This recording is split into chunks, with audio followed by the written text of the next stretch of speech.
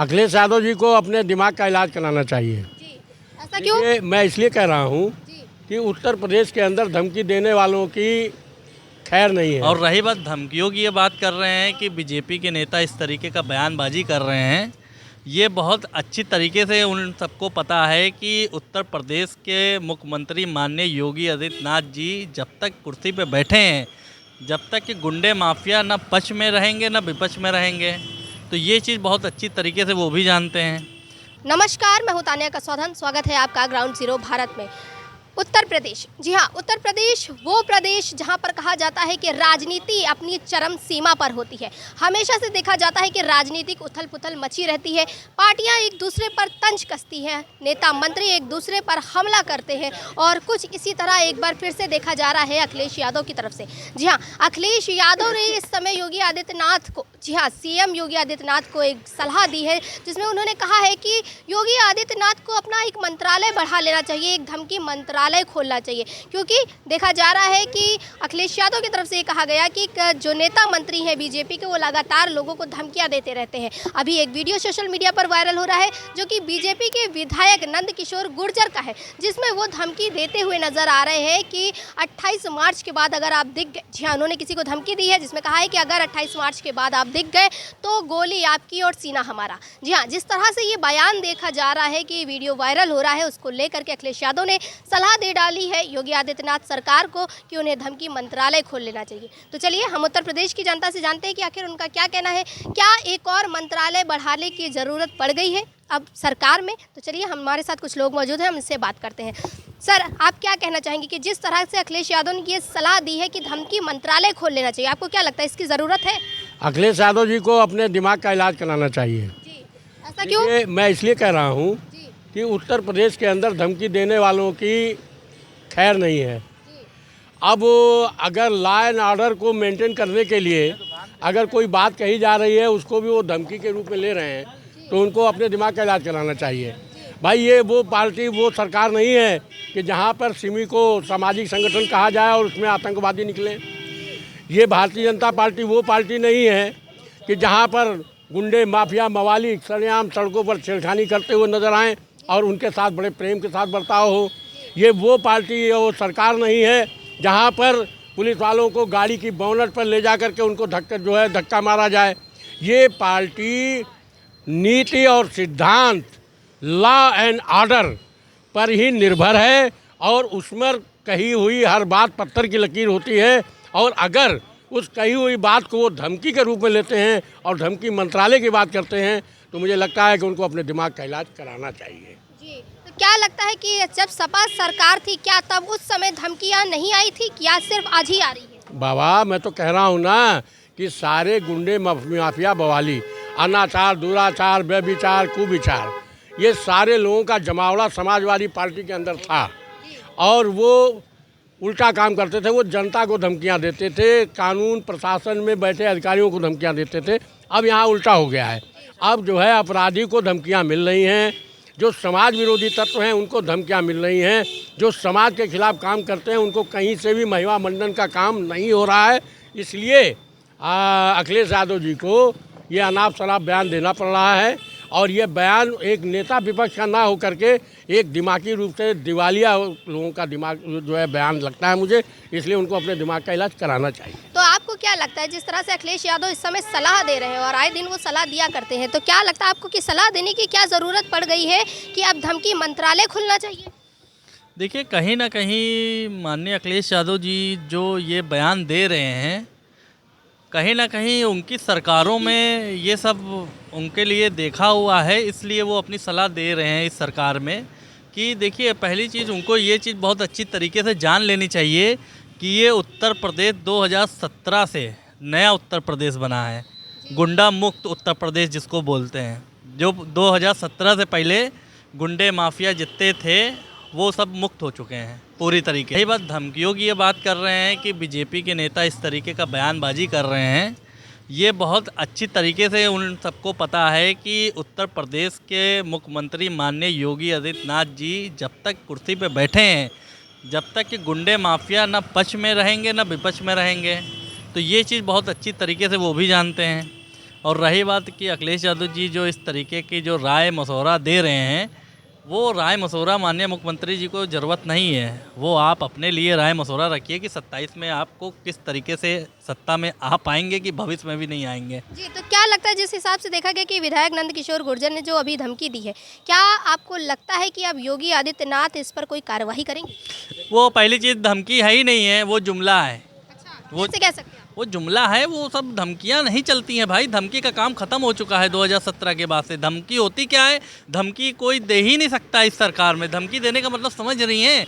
योगी आदित्यनाथ जी ने सीधे कहा है कि वो चाहे हमारी पार्टी का हो, चाहे वो विपक्ष का हो, तत्काल या इस तरीके के गुंडे माफिया का जो भी काम करेगा, तत्काल बुलडोजर नीचे खड़ा रहेगा। फिर क्यों सवाल उठा रहे अखिलेश यादव? अखिलेश यादव जी देखिए, इस समय विपक्ष में खाली हैं, इसलिए इस तरीके से बयानबाजी दे रहे हैं। उनका कोई फ़र्क नहीं पड़ने वाला है, कोई चरित्र नहीं है राजनीति में, तो इसलिए जो है उल्टे सीधे वो इस तरीके की बातें बोला करते हैं। उनकी जो है दिमाग की स्थिति हो चुकी है थोड़ी सी डिस्टर्ब, इसलिए उनको इलाज करवाना चाहिए सही जगह सही डॉक्टर को। और इस तरीके की बयानबाजी सब जनता इनके जुमलों में नहीं फंसने वाली है। जितनी वो फंसी थी अब वो निकल चुकी है। 2017 के बाद से जनता हो चुकी है जागरूक, इसलिए ये सब बयानबाजी इन लोग का बयानबाजी अगर इस तरीके की नहीं देंगे तो ये मीडिया में कैसे दिखाई पड़ेंगे। धीमे धीमे मीडिया से भी चेहरा इनका ख़त्म हो जा रहा है। मतलब आपका कहने का मतलब है कि अखिलेश यादव ये बातें इस तरह बोलते हैं, इसलिए बोलते हैं कि वो मीडिया में बने रहे। जी, क्योंकि जनता से तो ख़त्म हो ही चुके हैं। जनता ने तो उखाड़ के इनको दे दिया, किनारे फेंक दिया है। अब बचा कुचा जो थोड़ा बहुत है वो इस तरीके का बयानबाजी बीच बीच में देते रहते कि मीडिया में चर्चित में चेहरा रहे, क्योंकि योगी आदित्यनाथ जी के अलावा कोई चेहरा ही नहीं दिखता मीडिया में। तो कहीं ना कहीं सोचते हैं हाईलाइट थोड़ा बोलें कि मीडिया ब्रेकिंग न्यूज़ बन जाए। तो ये कुल मिला के कोई भी बहुत बड़ी बात नहीं है। आप ये बताइए, देश को दो लुटेरों ने जो लूटा, एक ने देश को लूटा, एक ने प्रदेश को लूटा। कौन है दो लुटेरे? एक पप्पू हैं, एक गप्पू हैं।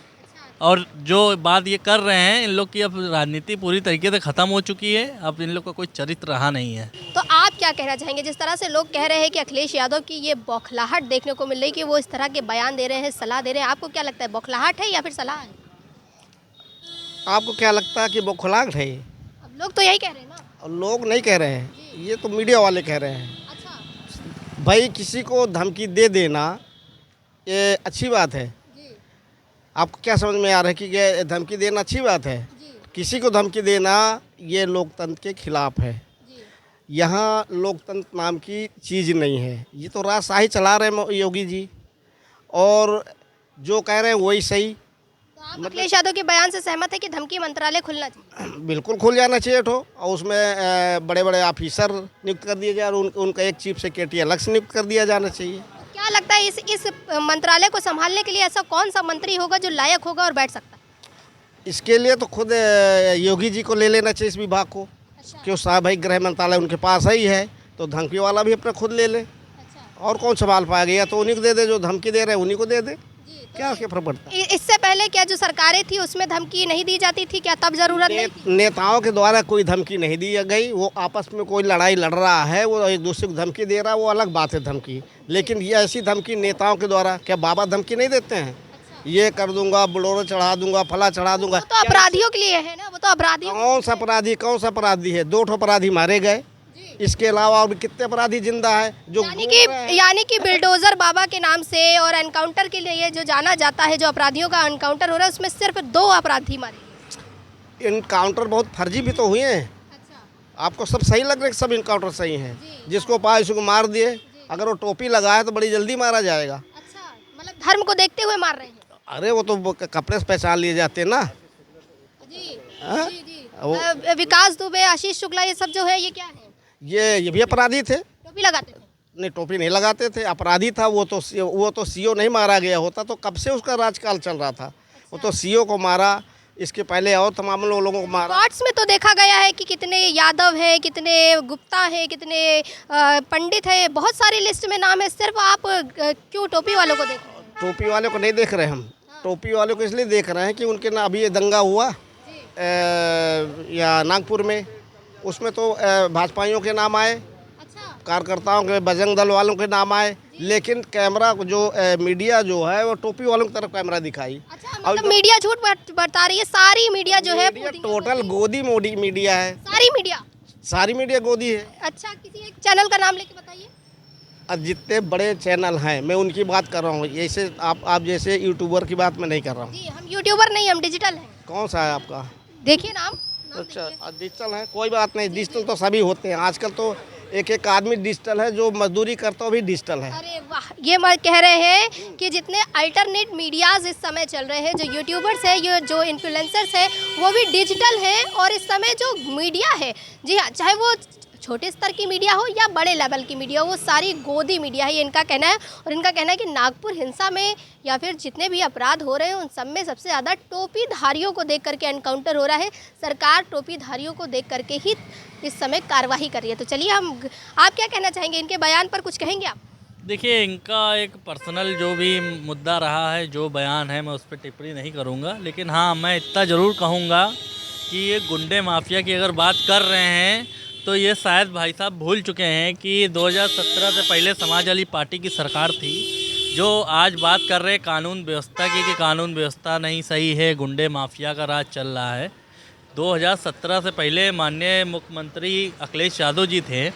इसी हजरतगंज चौराहे पे एक एसएचओ को गाड़ी के बोनट पे बांध के इन्हीं के मंत्री समाजवादी पार्टी के कार्यकर्ता पूरे हजरतगंज के चक्कर लगा के एसपी बंगले के अंदर जाके पूरी गाड़ी लड़ा देते हैं। तो कानून व्यवस्था की धज्जियाँ उड़ाने वाले तो यही लोग हैं। यही आज सवाल। और सुनिए, आए दिन बलात्कार के जो किस्से आते थे, मैं ज़्यादा दूर की बात नहीं करूँगा, इसी 1 किलोमीटर के अंदर की मैं बात बता रहा हूँ।